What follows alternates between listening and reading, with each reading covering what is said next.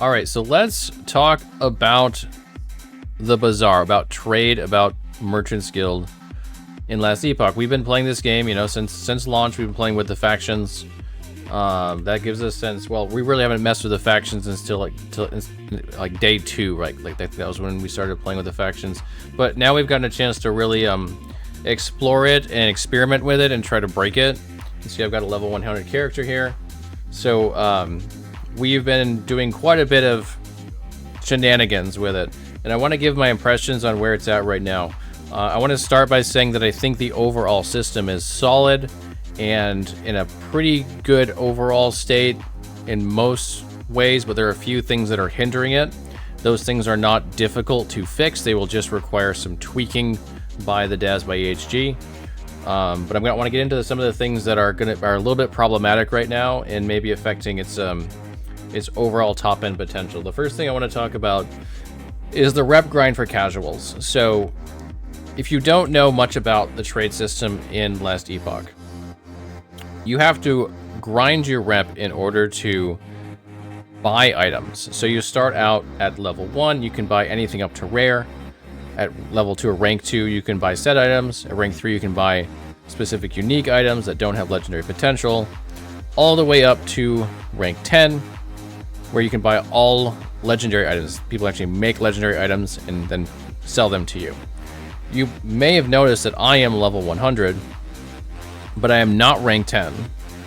So I still can't trade for all legendary items. I just hit rank 9, literally like just before I started making this video, so I haven't bought any legendary weapons. Now here's the rub for new players and casual players. When you look at endgame builds, especially like if you go to max roll, you're going to notice that the endgame section, not the best in slot, just the endgame section, the stuff that's like truly pretty targetable, it's all legendary items, usually 1 legendary potential, and exalted items. So that's what people are going to be chasing. And in the game, you can get these fairly quickly. By like level 58, you start dropping exalteds. Items with legendary potential actually can start dropping from level 1. So these items aren't insanely rare, and by the time you get to empowered, a lot of players just playing the game will have several exalted items and possibly a few legendaries already on their character. So it makes sense that you're going to want to use trade to also acquire those items. You're going to want to get them fairly quickly because of the speed at which the game actually works. The problem is that the way factions currently work, you can't buy exalted items, all of them at least, until rank 7, and all of the legendary potential uniques until rank 8. You can buy exalted weapons at 5, and unique weapons at 6, but these are 7 and 8. Okay, so how long did these take to get? So rank 7 for me was somewhere in like the early 90s. And I didn't get to rank 8 until I was 98, I think. I don't think it was 99, I think it was 98. For a casual player to get to 98 is going to take them a long, long time. I have gotten here pretty quickly, all things considered relative, because I've been playing a lot on a very fast build that I know really well, and I have a ton of hours playing the game. So I got to 100 in probably like 40 hours, 45 hours. If I was going straight through it, I could probably do it quite a bit faster, but I was messing around with the Merchants Guild and whatnot. Regardless, that's a lot faster than the average player will do it. So you're talking about 98 is still, it took me about 3 hours to go from 99 to 100. Again, going pretty try hard. The average player is probably looking at 60 to 80, maybe even more hours to get to 98. 100 is considered in this game to be aspirational. And so we've got this situation where getting those last levels takes a long time for the typical player. And they can't even access these items until very, very late in their progression. Now, what does this mean for the game? Obviously, it'll be frustrating for new players, but there are some more effects that we have seen happen in the market because of this. Some, we'll call them market inefficiencies. So for the first few days, it was worse, and it looks like it's kind of starting to stabilize a little bit. But here's what happened. There are, of course, regular uniques that you can buy as early as rank 3. And then the LP ones, rank 6 and rank 8. Meaning most players did not have access to purchasing the LP ones, but they did have on the regular ones. There are a lot of uniques that are either build enabling, build defining, or just significantly build strengthening. So players are going to want to get those items. That means that there's a high demand for the items that they can access, which are the non-legendary potential ones, but a low demand for the better ones, the legendary potential ones. And this is exactly what we saw happen. So for a long time, and it's still somewhat the case now, especially on certain items, the weaker non-legendary potential ones were significantly more expensive. And I mean like 10, 20, 30 times more expensive. To the extent that we were seeing items like Twisted Heart of Ukairos go for like 300,000 gold, but a 1 LP could be free, like literally 0 gold, which is another thing we should talk about that players don't understand. Maybe sometimes 5,000 gold, sometimes 10,000 gold, but nowhere near the cost of a regular unique. That's pretty weird.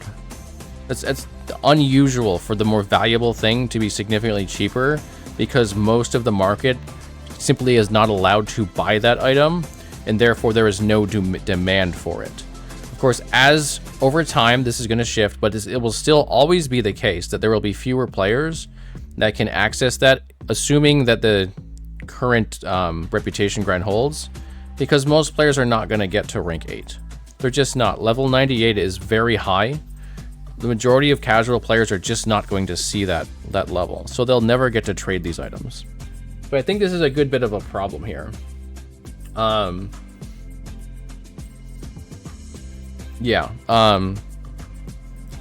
My opinion or suggestion is that up to rank 8, these should be much easier to acquire. I'm actually fine with 9 and 10 being much later, because these are going to be much less traded. You can make these items with these 4 here, with these 4 ranks. I think this should be coming online around level 80, which is still relatively high for the average casual player, but not unreachable, not even close to unreachable. This is going to be probably around the time you hit Empowered. And Empowered, you're going to start farming this stuff anyway. Like, you're going to start heavily farming this stuff. I think that would at least solve most of the bottleneck that we're seeing there. So that's the first thing that I would say that needs to be adjusted with this. The 0 gold and 5,000 and 10,000 gold thing is another weird thing that's occurring. So I just bought, this is on Saturday, so it's been out for this is the 4th day. And I just bought one of these, I can't remember which one of these, for literally 0 gold. These are rare. I think I've seen Dark Strides once in playing the game. I don't think I've ever dropped a 2 LP Transient Rest, maybe one time. The most expensive of these 3 was 10,000 gold. The reason that seems to be occurring is for the things I mentioned, right? There's most people can't buy these, so there's low demand. But on top of that, people are misunderstanding how favor works as far as increasing your rep. So you gain favor as you kill monsters and as you access the Merchant's Guild, trading things, for example, buying and selling. You spend that favor, or excuse me, you gain favor from killing monsters, and you spend that favor to gain, let me rephrase that. Favor is gained from killing monsters. Favor is then spent to increase your rep with the Merchant's Guild. You also get rep from killing monsters as well, but you can spend favor to get additional. You do that from buying and selling, or buying with the gambler. You can use the gambler. You can sell items on the bazaar. You can buy items on the bazaar. What people seem to think they're supposed to do is sell an item, and then they get their reputation. So they think they have to actually sell the item, and then they gain reputation. So they're listing things for ridiculously low prices in hopes that they will increase their rep. But the reality is, you gain the rep on listing. You don't have to sell the item. So this is an area where players are just misunderstanding the system, and it's causing them to do things that are kind of silly, selling things for way, way less gold than they should be, which allows players like me to go in and buy them up for way less than we should be able to buy them up. That's a solvable problem by teaching the players how that works. But for now, it's another inefficiency in the market. The other thing I want to talk about, there's two things I want to talk about. But the first or the next one is how the bazaar is set up.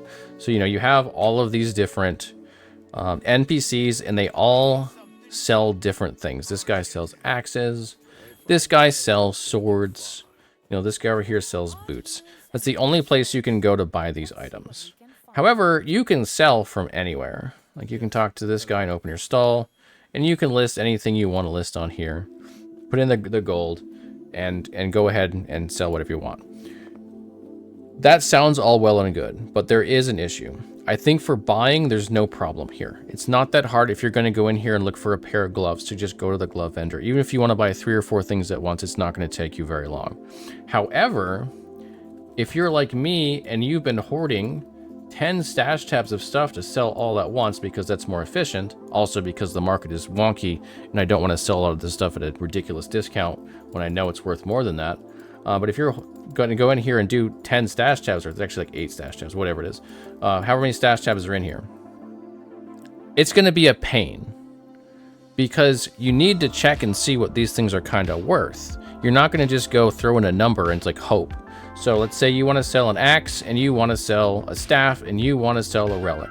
All right, you got to go over to the axe guy down here, go and look up the cost of what you think that axe is going to be, search for it, find the thing you want to sell it for, the price you want to sell it for. Then you can go ahead and list the item for the price. Okay, now we had that staff. Let's go find the staff guy. Now we got to find the staff. This is actually a mace guy. Staff guy's in here somewhere, isn't he? Maybe this is the staff guy. No, he's all the way over there. So I got to go find the staff guy. Now we're going to go do the same exact thing after I get to the staff guy. My guy's got a lot of movement speed, so this is actually faster than most players. Find the staff guy. Good. Now I got to do the same exact thing. Cool. Now I got that relic I want to sell. If I've got 30, 40 items, this is an absolute pain in the ass. Like, this is just terrible quality of life. This is the kind of thing that guarantees that a third-party website is going to pop up so that you can look at this stuff on your own without having to do this crazy running all over the place to find every single item that you want to sell. So I think this is an area, what we need to do is it's okay to have the buying stuff. The thematics are cool. It's a really cool area. I get that. But this guy here needs to be able to allow you to look up every item and just not buy it. Like, that's fine. Some people will complain it's dumb, whatever. If you want the thematics, it's totally okay to keep it, I think. But this guy has to be allow you to look up every item in the game, or else the quality of life is just kind of crazy bad. Okay, the last thing I want to talk about, and this is sort of a PSA, and I don't know if this is bugged or not, but I think it's not bugged. I think it's supposed to be a way to grind your rep faster. If you are trying to grind rep in either of the factions, COF, the non-trade, or Merchants Guild, the trade, this guy here or girl here, who you can then gamble with, use your favor to gamble, you get about double favor. Excuse me, double reputation for the favor you spend here. I think it's actually a little more than double. So if you buy this item here for a cost you can't see because this is bugged out, I think that's like 8,400. This one's 4,200. For 4,200, you get back about 8,400 reputation. You don't get double, as far as we can tell from the bazaar. So if you are trying to grind your rep, this is how you should do it. Go buy a bunch of stuff in here. The COF, this might apply a lot less because you can buy prophecies constantly and it's really valuable to do that. For MG especially, if you are trying to get this up to level 8 or rank 8 as fast as you can, you need to go ahead and start using that gambler to get your rep up, because it's going to be double what you would get anywhere else. So I don't know if that will change in the future. I don't know if that's a bug. I'm assuming it's supposed to be a way that you can grind out your rep quickly. If that's the case, it's probably intentional. But for now, that's how it works, and it may be that way in the future. But right now, if you're trying to do it, that's the way I'd recommend it. Okay, that's really all I want to talk about it with Merchants Guild for now. I plan on making at least another video, if not a few more, to kind of keep track of what's happening in the Merchants Guild, because it's a fascinating topic to me to see how this unfolds. This is an economy like we've never seen before in a video game, with just these different sort of implementations and mechanics that cause these weird market things to happen, like the LP stuff being considerably cheaper than the non-LP stuff. And I really want to see how this sort of smooths out over time. I think some of these things become less of a problem as players learn the game, right? So players don't know how valuable things necessarily are right now. They might not get how important LP is, and that could also be an effect on the LP outside of the fact that these things are just not accessible to them. And so we'll see how that kind of goes over time. Very curious to watch that, and so we'll probably make another video on it. But that's all I wanted to say for this. I hope this helps you kind of understand what's going on in the Merchants Guild, and hopefully EHG at some point sees this and can take some feedback on this, because I do think the system is really cool, and I just think it needs a few tweaks to be a good bit more casual friendly and also not create these weird market inefficiencies. All right, thanks for watching. Have a great time in LE. I'll see y'all again real soon.